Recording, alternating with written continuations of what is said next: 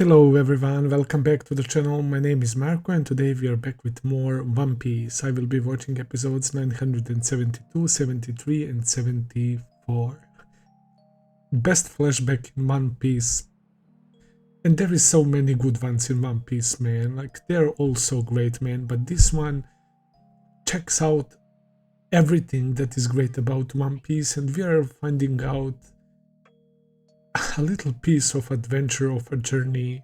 Not a little piece, one of the most important pieces of an adventure of King of the Pirates, of Gold Roger, man. And we concluded that he separated he left the crew, right? They were disbanding, and it was very emotional. As Oden said, without tears, right? When men separate, they don't cry, bro. Of course, while all of them were bawling their eyes out, man. Holy shit. It was simply so fucking good, man. It was so good, man. And the way he asked Rayleigh, did I keep my promise? Did we turn the world upside down when he recruited him for the first time? And everything, and the news. Like, I'm getting jealous immediately, man. This is how much, like, this show is close to my heart, man. It's actually insane. And he became the king of the pirates, and then he corrected them because in the news they wrote Gold Roger and he was like Gold Deep Roger, right? And Rayleigh was saying, oh, now we know why they want to keep your name hidden, man. They discovered the truth of the world, literally, man, but we still don't know. And yeah, we later on saw Oden receiving the news about Roger's death, which was a scene that I really loved as well. And what a life Roger led, truly, bro. What a legend. What a legend. But as they said, they were too early. The way he even said, oh, my son will be the one who will get it, man. The One Piece, right? And he didn't even know that he will have children, but he was so confident that he will, man.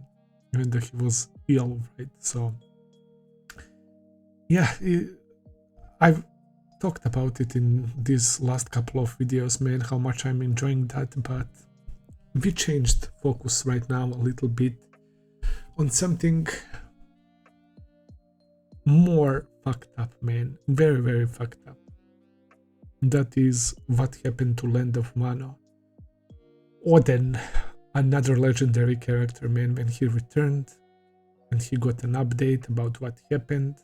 His father is gone, Orochi is shogun, that his family is suffering, that Kuri is suffering, that his samurai are suffering because they want to enslave people and make them work in these weapon factories. Some of the people who refused that got killed by Orochi. Akazaya 9 rebelled instantly, but they used the opportunity to attack Oden's castle, and they went even for his children. Toki protected Momo.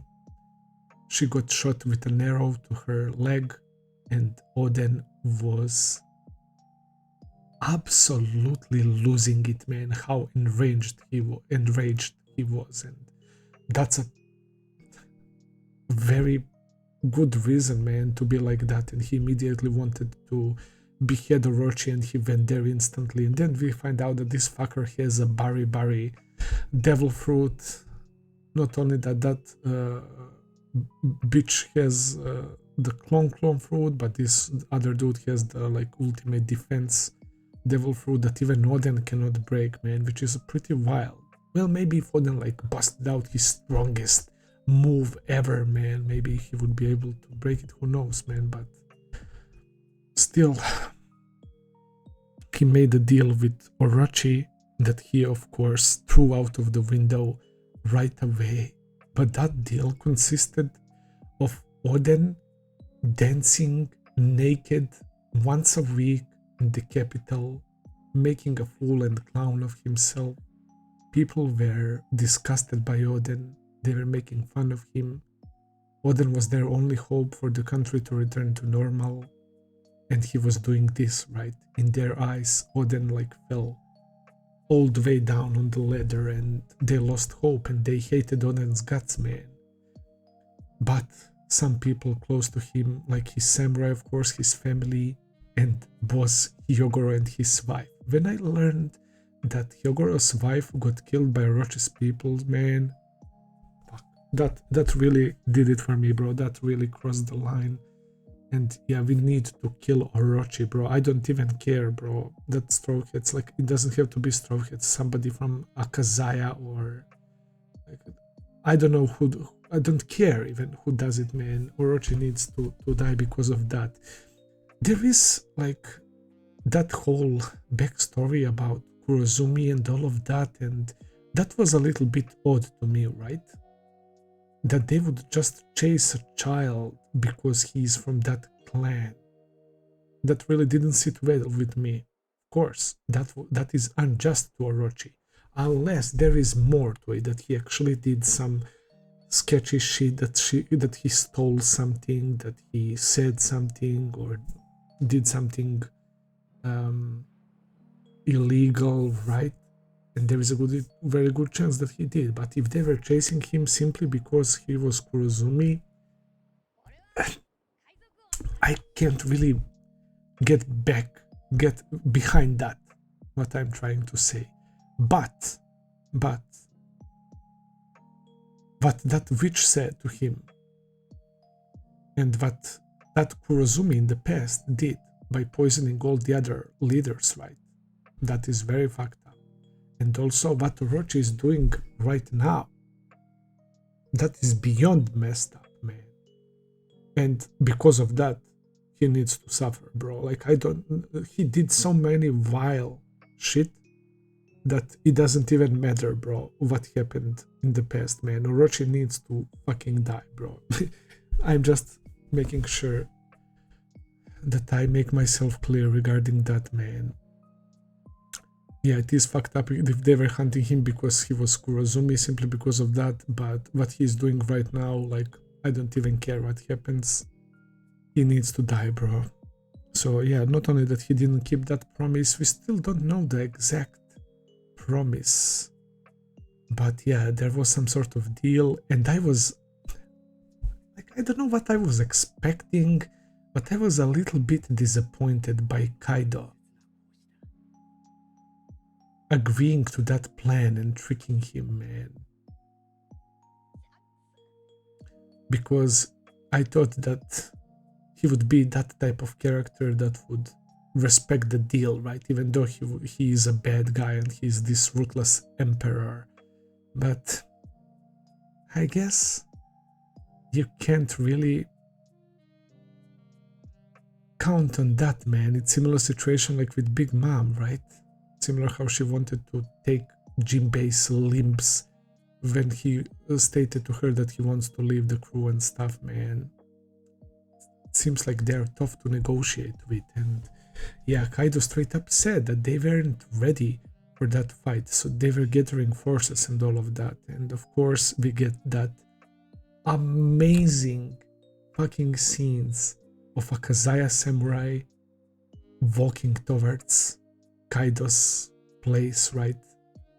Getting to that like mountains. I don't know what that place is, like where that fight is taking place, but yeah, there is literally tens of thousands of Kaido soldiers just waiting for them. They somehow knew that they were coming, and this great fight erupts, and the Kazaya members and Oden are kicking their ass, man.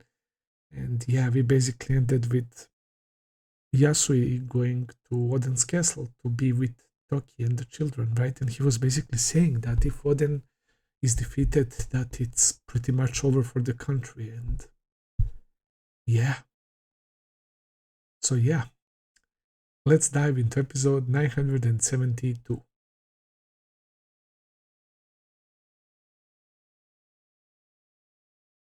I don't even know what to say at this point. Like, One Piece is definitely my favorite show ever, bro. We got to see how Oden died, man, and I'm still like shocked by what I saw, bro. I can't believe that he withstood boiling pot for 1 minute, let alone 1 hour, so 700 degrees plus, and they were adding more wood. We saw that guy who instantly got burned to crisp, man. Oden was so powerful. He was on the same level as the characters like Roger, like Whitebeard. Like, he was the guy, bro, and he withstood 1 hour in there, carrying the plank with all of his retainers on it, man. What fucking legend. Do you know any like crazier death and feat that somebody did than that, bro? Like, I can't believe what I saw, bro. All the bad shit that happened to him, I'm glad that at least they cleared up his name, bro. That is so important to me, man, that people will remember him as a hero and that his will be passed on, bro, and he dies with a smile on his face, man, with that big smile, bro. Holy fucking shit. So that's how he saved his retainers. They scattered, they escaped. They love Oden so much, man. It's so fucking hard for them as well. We saw them crying, running away, but we know that eventually they will make it, man. At least all of them except for Dejiro. So Dejiro was still here. It's still not clear like what happened to him, man. I thought that maybe he would die here, but I don't know. This like felt like conclusion. Sorry. Of this backstory, but maybe we will get some more. Maybe we will see them when they go to Oden's castle and the time travel happens again and stuff like that, right? Okay, Kaido earned my respect back a little bit by saying that he didn't like what the witch did and he killed her. That's how much that bothered him. So Kaido was confused after that attack, after they were about to clash, right? He was like, what the fuck? Like, he couldn't stop his attack, right? But Oden turned his back and he just got smacked on the head, man, and it was GG's. Like, I'm not saying that Oden would win, but I don't know, bro. Oden seemed like at least very close to Kaido's strength, man. He was able to injure Kaido. That attack, that whole sequence was crazy. The animation, the colors, Oden sliding on Kaido, bro, going through his blast breath with the swords, like tanking that heat as well, man, and just going straight for him, bro, and putting like a big ass X mark on his chest, bro. Phenomenal, bro. Phenomenal. That was so good. But yeah, Kaido killed the witch, so okay, at least that, man. Okay. At least that he acknowledged that that was BS, that was dirty, man. But yeah. And he gave him the chance, even though it was ridiculous. Who would have thought that he would withstood 1 hour in there, man? It's crazy. It's crazy, but he actually did it. And of course, he was saying, no matter what, I will die here. He knew it. He knew it. But he saved his retainers. He believes in them with all his heart. And he says, open up the land of Wano. We must be cooperative and welcoming when that figure appears. And we remember what Roger said, I wish I'd lived in your era, Joy Boy, right? And then Oden is saying about this right now and how for 800 years they were like closed, right? And they need to open it for when that certain figure appears, man. And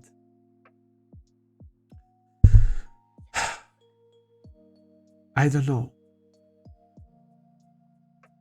Could Luffy be that figure? Because when you say Joy Boy, what comes to your mind first? When you say Joy Boy, and I remember all of the characters from One Piece, Luffy is immediately the main candidate. Not because he's the main character, but it's because he's so cheerful and goofy and positive and he brings laughter and joy, right? So yeah, like I feel like there is a good chance that that's where we are going, man. But as I was saying during these reactions, man, I was so fucking hyped for the attack on Onigashima and for all these preparations and all of that. Remember where we left off? We don't know what Luffy and the others are up to right now.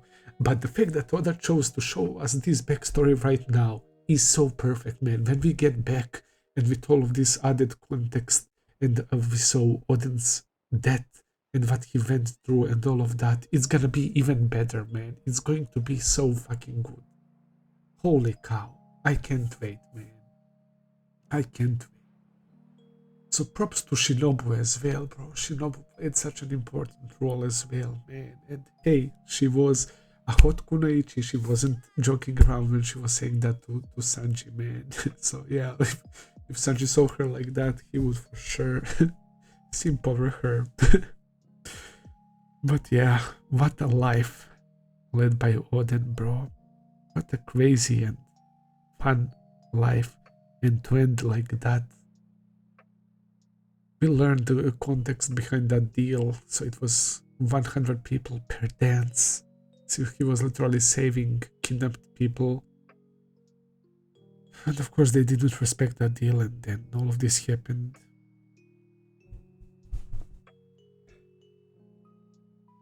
What else is there to say, man? Then RIP to Oden, one of the most legendary characters ever. He struck that pose. Oden wouldn't be Oden if it wasn't boiled. You can tell that Oda prepared all of this, man. He knew exactly what was going to happen. Every single detail. I will end it here for today. Thank you for watching, guys. I hope that you enjoyed. If you did, please consider subscribing, leave a like, comment, all that good stuff. As always, check out my Patreon page if you want to see full and early reactions. I will be seeing you very soon with another video. Until then, take care and have a nice day. See ya, guys.